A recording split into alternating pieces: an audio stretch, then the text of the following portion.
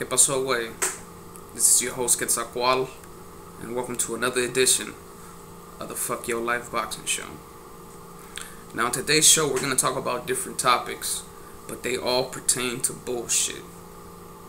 Now, what this bullshit is all the cheating, corruption, robberies, and drug use as far as performance-enhancing drugs in boxing. And how all of these different things tie into favoritism amongst fans and how they interpret these situations as they go down. We'll go ahead and we'll start off and we'll talk about Antonio Margarito, or Plasterito as he's called now because of the plaster incident. Now, Antonio Margarito, his highlight fight, or what should have been his highlight fight, was the first fight versus Cotto.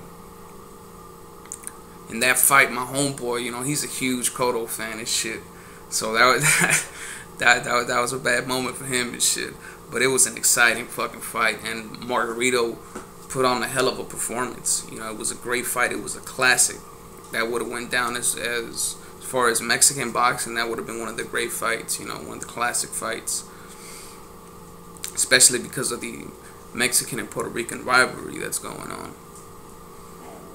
But as you know, following that fight, in the Mosley fight, Margarito was caught cheating with plaster in his hand wraps. When this occurred, the fight still ended up going on, and you saw that Margarito was nothing like you've seen him in previous fights. Got his ass whooped. Mostly got it in them booty cheeks nasty. You know what I'm saying? I was trying to look for the phone so I could call the rape hotline, to try to get Margarito some help because he got fucked up in that fight. And several days after that fight, you saw how everything ended up unfolding as far as the cheating. And this is where the favoritism comes in.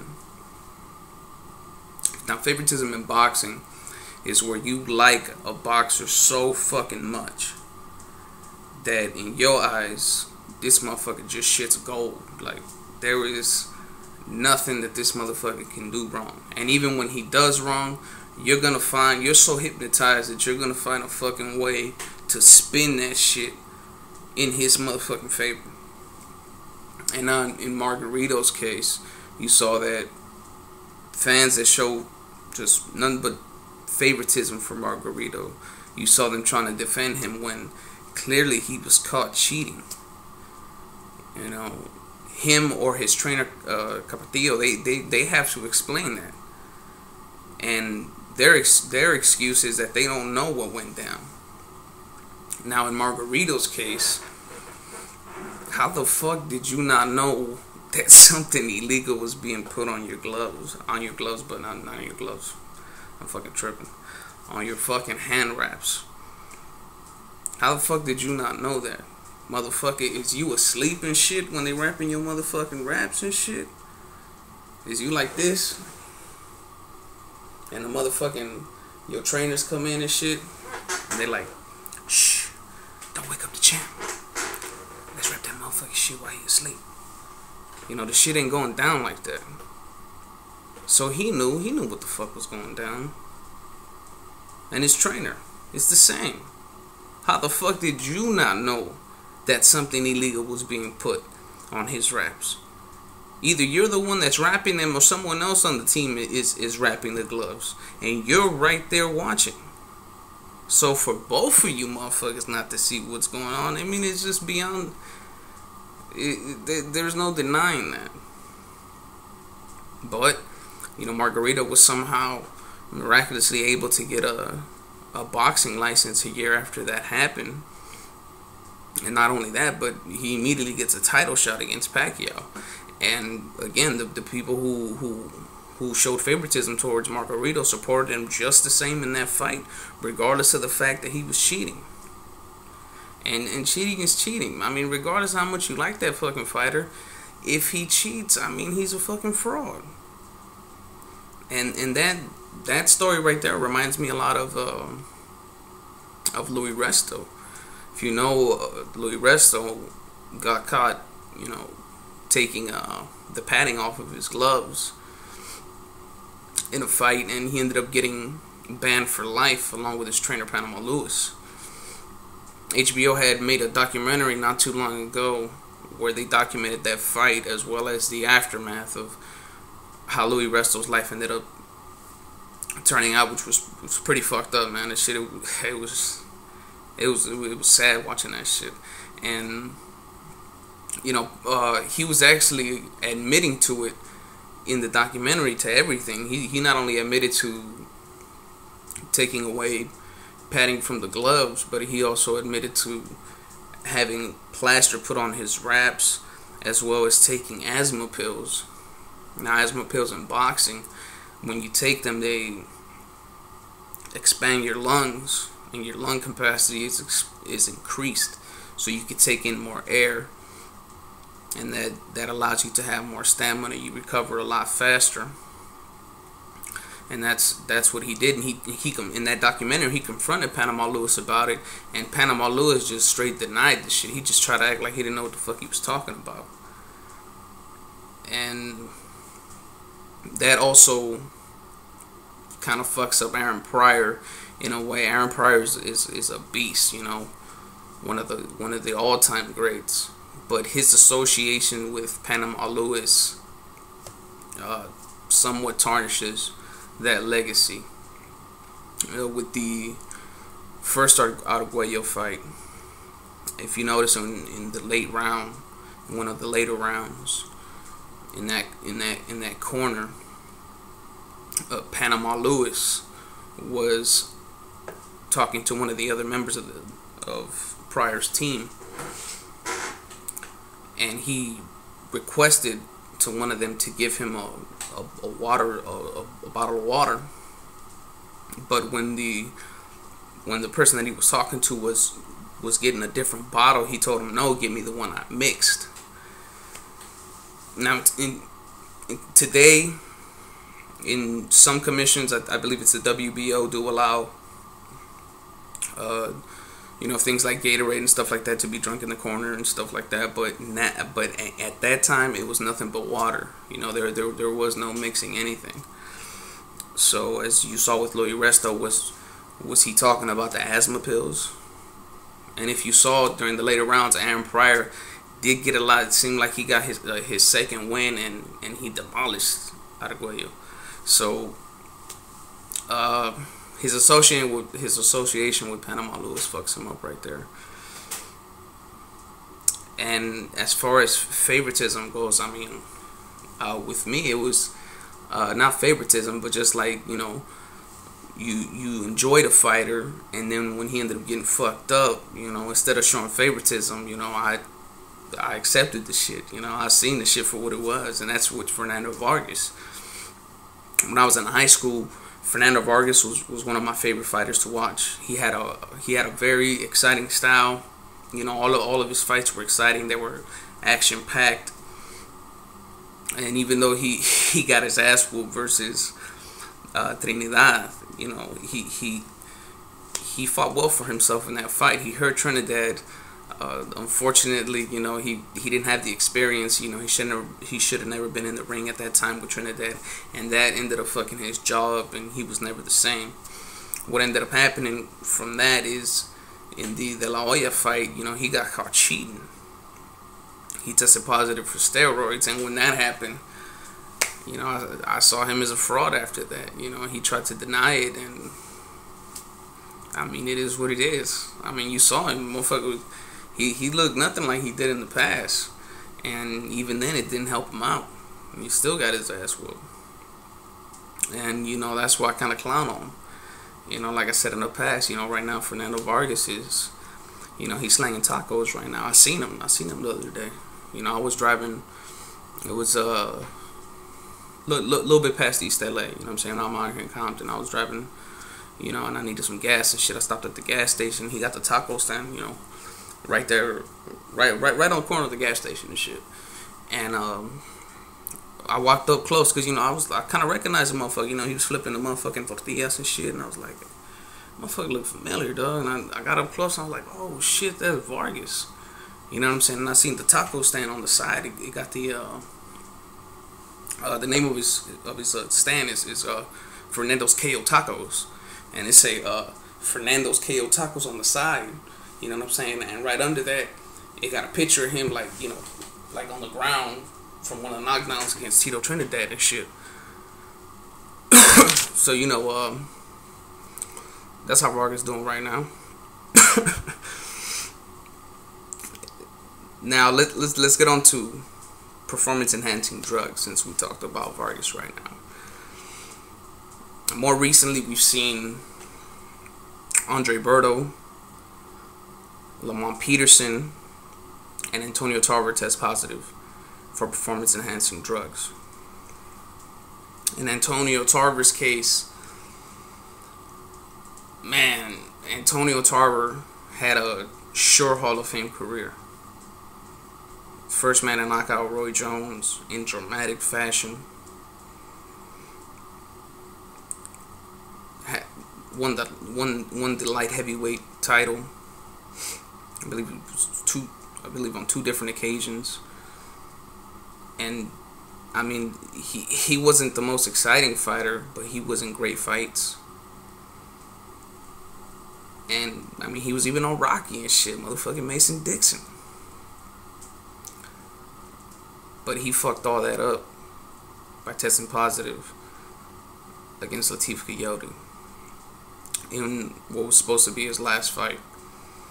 And now that last fight ended up costing him pretty much his entire legacy. Now everything is going to be questioned. Now the Roy Jones fight is questioned.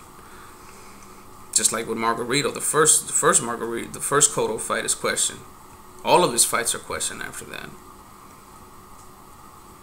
And Antonio Tarver had things going really well for him. I mean, he was even a Showtime, you know, commentator, and he does a good job at commentating, and that could have been a good transition for him. But right now, you know, that's kind of in limbo and shit. As far as Lamont Peterson, you know, that was also a good story. You know, he had a good story of how he came up and how he got into the sport. You know, he came out of poverty, and he was able to come out of that, and you know, now he's making some real nice money, you know, fighting on TV. Won the world championship. Ended up fucking up and he tested positive. His excuse was he was trying to say that he had some type of procedure done to where testosterone was inserted into his body, and that was the cause of the positive drug test. Now, and it's supposedly documented, you know, he has documents to prove it, but in that case, why didn't you tell the commission of who was doing the drug test that was going on? Because that is what you have to do. If you're being given a procedure where you're being given fucking testosterone, and you fucking know that testosterone is fucking illegal in boxing, high levels of testosterone, why are you not notifying anybody about that shit? That's the shit that makes the shit fucking suspicious, and that's what makes Lamont Peterson a fucking cheater. You know, like you know he was on some other shit. And the last motherfucker is Andre Berto. You know, Andre Berto is a great fighter. You know, he's got an exciting style. He's very fast, has power. He's got some highlight reel kind of knockouts. If you haven't seen him, you know, check him out on right here on YouTube. You know, he's got this uppercut one that was real nice. But in his case, you know, he was trying to say that Victor Ortiz was cheating, and he wanted stricter drug testing being done for their rematch. And during the training camp, he ended up testing positive for steroids. And you know, Andre Berto, just his physique, the way he looks, you know, his shit looks suspicious. You know what I'm saying? The way he's built, you know, that motherfucker look like a fucking bull and shit. You know, the big ass upper body and shit. He look like a fucking like a midget bodybuilder and shit. He got caught. Now his shit is fucked up. I believe he's in the process of coming back right now, but that is always going to be in his career. And you got people who show favoritism towards these fighters, who spin that shit to try to make it seem to put these fighters in a good light. But to me, you know, cheating is cheating. You know, I had people talking shit to me about Chavez, you know, because what ends up happening with all this favoritism, what's fucked up about that, not only because you denying the fucking truth, but all that shit, as far as, you know, on YouTube, the exchanging between people who are like in opposing motherfucking camps or whatever, like they like this fighter or they like this fighter and shit. There's a lot of like racist shit being tossed around, and me, you know, I can't roll with that shit. You know, I'm not racist. I don't partake in any type of that shit. And you know, there was motherfuckers that were sending me messages on the Chavez prediction that were pretty much talking shit to me, saying, you know, oh, you talking shit about Chavez, and you know, you're not Mexican because you know, you blah blah blah. I mean, they basically wanted me to talk shit about black people, you know, and I'm not finna do that shit. And if that shit is Mexican to you, then I don't know, man. Fuck y'all, man. Because I'm not racist, you know. I'm not down with that shit. I can't roll with that. And favoritism also ties in when robberies come in, and you see how the interpretation of those fights, what it is through the eyes of whoever is showing favoritism to whatever fighter they feel won that fight. One case in particular is, of course, the Marquez versus Pacquiao, all 3 fights. Objectively, I've seen those fights several times, and in my eyes, Marquez has won all 3 fights. And I am a fan of Marquez, but I'm not showing favoritism towards him. I don't look at the shit like that. I look at it objectively. If he loses, he loses. I didn't say, oh, you know what, he beat Mayweather. You know, I'm not saying no shit like that, because I see shit for what it is. But you got a lot of Pacquiao fans who are, for the most part, casual boxing fans. They show so much favoritism to Pacquiao that they kind of like, they worship that dude right now, and he can do no wrong. And when Pacquiao got robbed versus Bradley, you know, there was this huge outcry by Pacquiao fans about Pacquiao being robbed, but they weren't able to realize that he's gotten 3 gifts versus Marquez. You know, they can't see that Marquez was robbed against Pacquiao. A lot of Mexican boxing fans also, with several decisions, you know, they show favoritism towards the Mexican fighter, and it's happened with, you know, as I said, it gets into the racial stuff. And you know, a couple of examples. Most recently, Bam Bam Rios versus Abril. Abril clearly won that fight, but because Bam Bam Rios is like the Mexican fighter that they want to see to come up, you know, they found a way to spin that shit and say that, you know, motherfuckers just hating on Rios for saying that he lost that fight.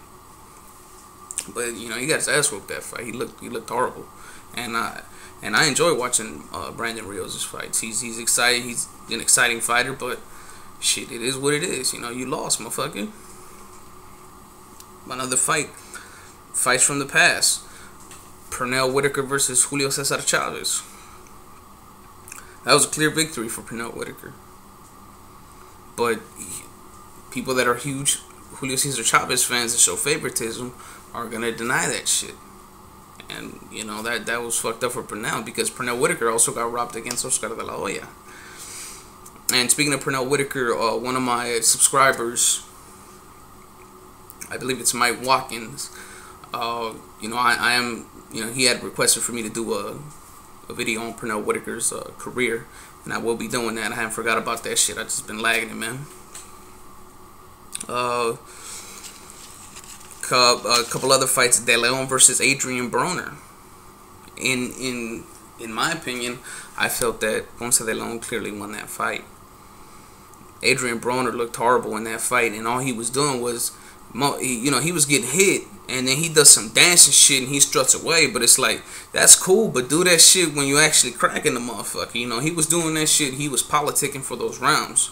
You know, he was that's something for the judges, and they showed the fight in his favor. But to me, you know, I enjoy watching Adrian Broner. He could become a superstar. He has the potential, but he lost that fight. And, you know, it carries on to the promoters and the announcers. With Pacquiao fans, you see that a lot of stuff that the HBO commentators say, they show huge favoritism towards Pacquiao. You see how they use whatever they say here on YouTube, basically quoting them. You know, I remember them saying that Harold Letterman was the best boxing judge in the world, which is fucking bullshit. Harold Letterman is full of shit. Fuck him. That motherfucker look like a fucking cartoon. If you ever seen him, because, you know, they don't show him all the time. Yeah, but that motherfucker, he looked like somebody drew his ass. Fuck him. It fucks Max Kellerman too. A lot of motherfuckers, a lot of Pacquiao fans too out here quote Max Kellerman, but like I said, they're casual boxing fans. They don't know that HBO is full of shit. It's not that they don't know shit about boxing. I'm pretty sure that they do. They've covered boxing for many years. Several of those different, like Larry Merchant, you know, he's covered several different fights. But they have an agenda towards certain fighters that they want to promote in a certain way, and they have been subjected for years, and that's part of the shit that's fucking up this sport. I want to know your opinion on, you know, these different topics. If you like this shit, you know, hit the like button. If you don't, fuck it, nigga. I don't give a fuck. It is what it is. And this is Quetzalcoatl signing the fuck out.